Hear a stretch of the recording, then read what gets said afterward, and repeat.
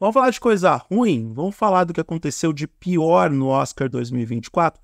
Porque, vamos combinar, a premiação foi boa, foi muito boa. Há quem diga que foi uma das melhores edições do Oscar dos últimos 10 anos e eu tenho motivos para acreditar. Os discursos de agradecimento foram impactantes em alguns casos, as piadas do Jimmy Kimmel foram boas, a premiação começou mais cedo e terminou mais cedo, mesmo começando 5 minutos atrasado, mas tiveram algumas coisas que não foram tão legais assim. Eu gostaria de discutir algumas delas nesse vídeo. Algumas são polêmicas, algumas são, sei lá, teorias conspiratórias, mas de um modo geral a gente tem que apresentar aquilo que não foi tão legal, porque o mundo não é perfeito e parte da minha missão na Terra é apresentar aquilo que deu errado, deu ruim. E eu quero começar, por exemplo, com a esnobada do Robert Downey Jr. no Ke-Huy Quan, quando no anúncio do vencedor de melhor ator coadjuvante, e o ator, o nosso amigo, que é o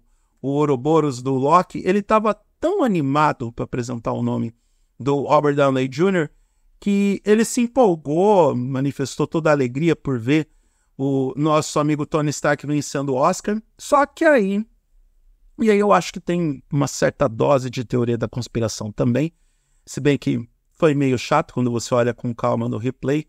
O Robert Downey Jr. dá aquela esnobada no Ke-Huy Quan, ele tenta cumprimentar, o cumprimento foi frio, aí o ator tenta entregar para o Robert o envelope com o nome do vencedor e ele não consegue, porque o Tony Stark, a galera tá chamando o cara de Tony Stark, porque ele não é mais o Robert Downey Jr., ele é Tony Stark 24 horas por dia. Ele acaba cumprimentando os demais atores que estão no palco.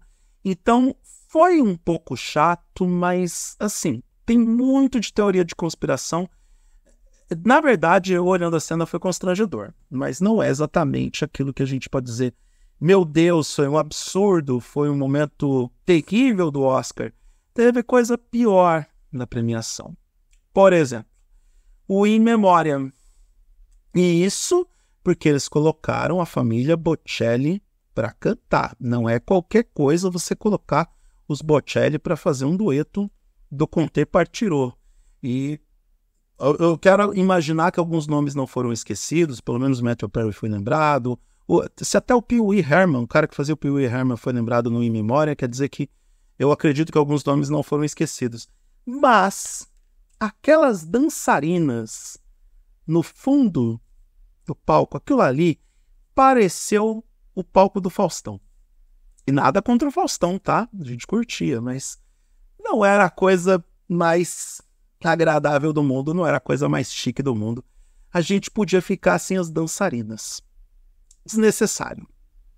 Totalmente desnecessário. E assim, até perde sentido considerando que é o Andrea Bocelli no centro do palco. Então, da próxima vez, academia, não coloquem pessoas dançando atrás do palco quando a música é mais calma, mais tranquila, o momento é reflexivo, o momento é de homenagens. No I Just Can't estava tudo certo, porque ali praticamente todo o elenco de Barbie estava lá, tinha o Slash tocando riff de guitarra, o Ryan Gosling mandou muito bem. Aliás, tudo o que faltou no In Memoriam de performance e de bom senso sobrou no I Just Can't, e aquela performance do Gosling merecia um Oscar só por aquilo. Eu até cheguei a achar que a Billie Eilish ia perder o Oscar porque estava muito bem produzida aquela performance do Ryan Gosling. Então, não foi legal ter um monte de dançarinas ali dançando atrás do Bocelli e fazendo aquela performance toda no In Memoriam. Mas tinha coisa pior. E aí a gente tem que discutir a relação do Oscar com o Martin Scorsese. Será que a galera da academia tá pegando no pé do Scorsese por conta de todas as coisas que ele falou sobre os filmes da Marvel? Parte de mim comemora as derrotas do Scorsese porque ninguém mandou falar mal do mundo do Kevin Feige. Ninguém mandou chamar de parque de estimação, ou parque de diversões, é parque de diversões que ele falou, uma das estúdios ou uma franquia de filmes que foi o que basicamente salvou o cinema em termos de bilheteria até antes da pandemia. Ele não devia ter feito isso. Então, com o Assassino da Lua das Flores, o Scorsese se torna o maior perdedor da história do Oscar, porque ele consegue ser o único diretor da história a ter 3 filmes com pelo menos 10 indicações ao Oscar em cada ano e não levar nenhum prêmio.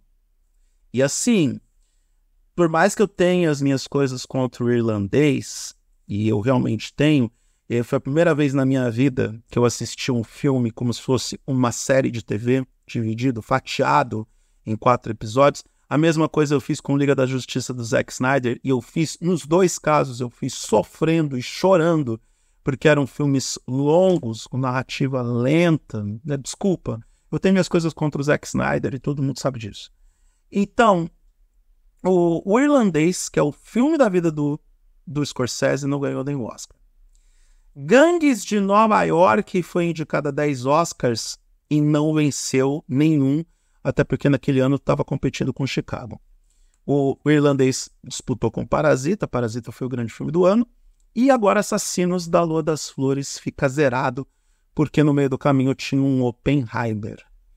Então, Hollywood tem que rever a relação com o Scorsese, e acho que o Scorsese também precisa rever os conceitos. Tem alguns críticos de cinema que falam que a vitória do Christopher Nolan pelo Oppenheimer como direção e filme, ela é emblemática porque o Nolan está aí fazendo filmes de qualidade e com uma visão diferenciada de cinema há quase 20 anos. E por mais que a gente considere o Scorsese um dos melhores diretores vivos, a gente tem que começar a pensar na possibilidade da visão de cinema do Scorsese estar um tanto quanto desatualizada. E eu não estou falando isso porque ele criticou os filmes da Marvel. Eu estou falando isso colocando como paralelo, por exemplo, o próprio Christopher Nolan, que tem Interestelar, tem o Inception, a trilogia do Batman, que são filmes disruptivos, com narrativa envolvente, com uma ação frenética, sabendo quando colocar ação, sabendo quando estabelecer uma narrativa mais intensa.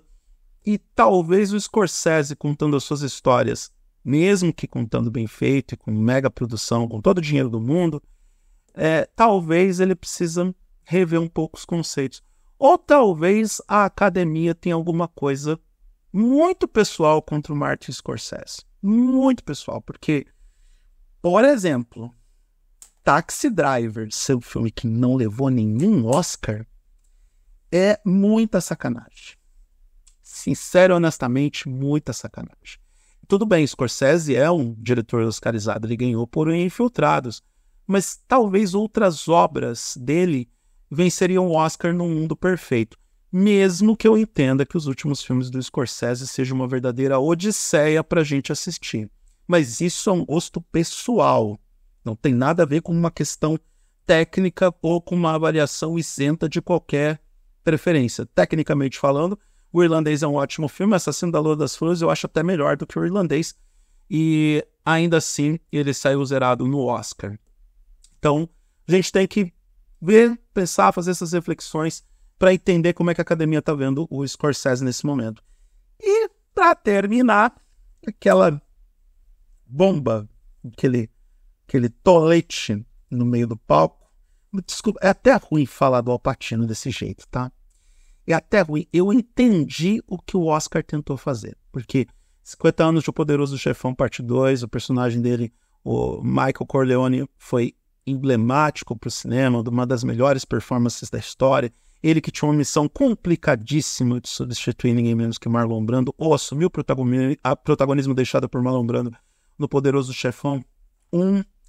Ele que tem no currículo Scarface, que é um filme inacreditável, espetacular. Só que eu tenho, como eu disse lá no vídeo, quando eu comentei sobre o Oscar em si, eu tenho aquela teoria de que esse Al Pacino do Scarface e do Poderoso Chefão parte 2, ele não existe mais. O Al Pacino virou aquele cara do Perfume de Mulher.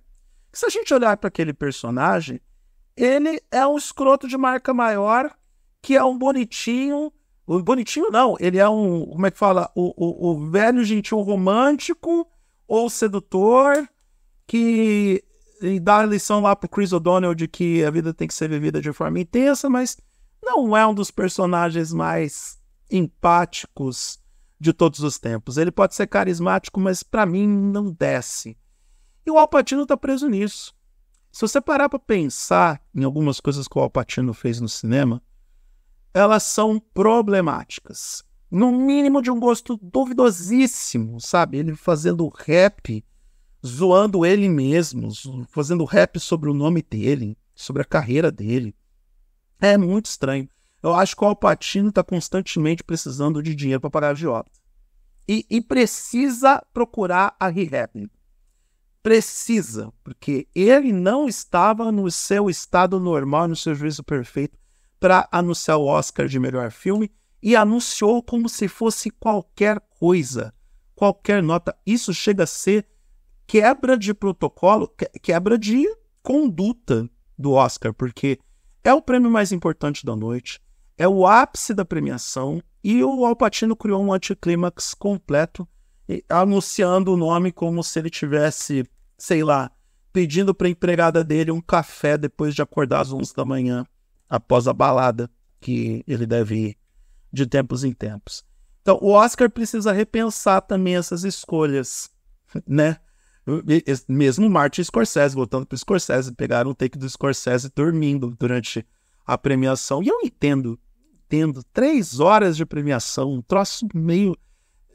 É legal para você encontrar os amigos, as celebridades, mas em linhas gerais deve ser bem chato ficar lá 3 horas ouvindo o discurso e ouvindo as piadas do Jimmy Kimmel. Se bem que o Jimmy Kimmel mandou bem nas piadas do Oscar. Então, esses não foram os momentos tão legais assim do Oscar 2024, que sim, foi um Oscar acima da média. Sim, foi um Oscar que fez com que eu renovasse o meu contrato de cobertura com a premiação por ano que vem. Eu que estava muito propenso a não fazer a cobertura do Oscar mais por conta de todas as coisas que aconteceram com a Greta Gerwig, com o Oscar So White. Há anos e anos que eu estou insatisfeito com o Oscar. Na verdade, eu nem deveria começar a fazer essas coberturas se eu pensar em 1999, que para mim foi o pior Oscar da história. Mas eu continuo aqui resistente, como perseverante, como voz da resistência. Mas mesmo numa premiação que foi acima da média, que foi mais divertida do que eu esperava, a gente teve esses pequenos problemas, esses pequenos toletes. E aí vocês sabem do que eu estou falando quando eu falo toletes, só para não falar um nome muito feio ou escatológico, em um vídeo de família e propriedade para o YouTube. Gostou do que viu até aqui? Vai lá no eduardomoreira.com.br ou eduardomoreira.com.br. Eu vou colocar o endereço neste momento do vídeo para você ver outras coisas que eu escrevo sobre cultura pop, esportes, entretenimento, música, enfim. Eu venho aqui de tempos em tempos para comentar sobre cultura pop e também sobre tecnologia. Mas se você quer me ver a sério falando sobre o mundo tech, vai lá no targethd.net, porque todos os dias eu publico artigos sobre os principais assuntos e lançamentos de tecnologia do Brasil e do mundo. Eu sou Eduardo Moreira, um sobrevivente em Florianópolis, Santa Catarina, mas sou do interior de São Paulo, Araçatuba, e só que eu penso, tá? Eu penso, eu raciocino, e se você quiser me seguir nas redes sociais, é só me procurar no @oeduardomoreira, que eu estou em todas as plataformas. Um grande abraço para todo mundo e até a próxima.